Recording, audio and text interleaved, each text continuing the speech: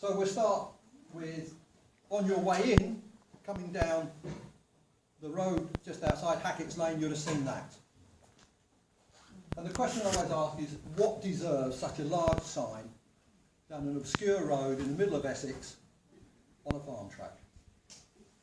Well, Stonemarie's aerodrome is unique, and that's why it's the large sign.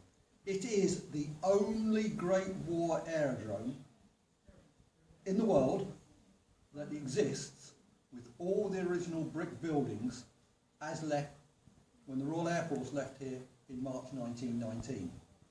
So everything you see, the brick buildings, all the buildings you see were built from 1918 onwards and were just left by the Royal Air Force in 1919 when they went.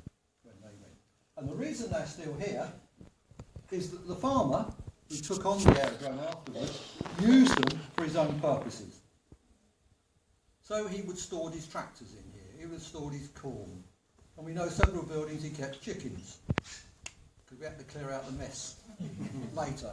So he used them. He knocked them around a bit to suit his purposes, so they're not quite original, some of them, but at least they survive. And as I say, Stonemarie's is the only one left in the world. And why is Stonemarie's here at all?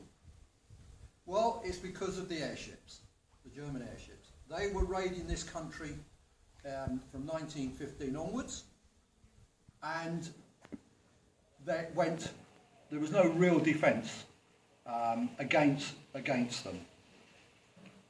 And where these airships came from was that they had two services, as we did. We had the Royal Naval Air Service and we had the Royal Flying Corps.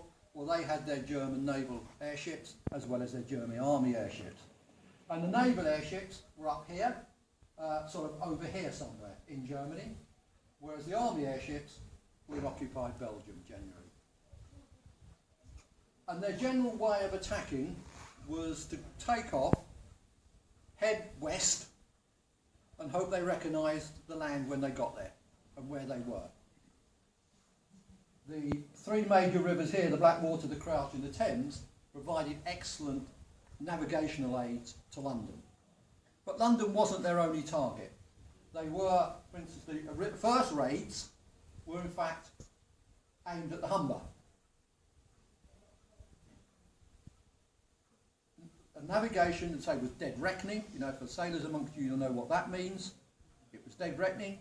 And of course, what the wind and weather was doing at 0 feet was nothing like what the wind and weather was doing at 15,000 feet, which is the height these Zeppelins, I call them Zeppelins, it's sort of a generic name now for airships, were operating at, and even higher at later. And the first raids were on, on the Humber.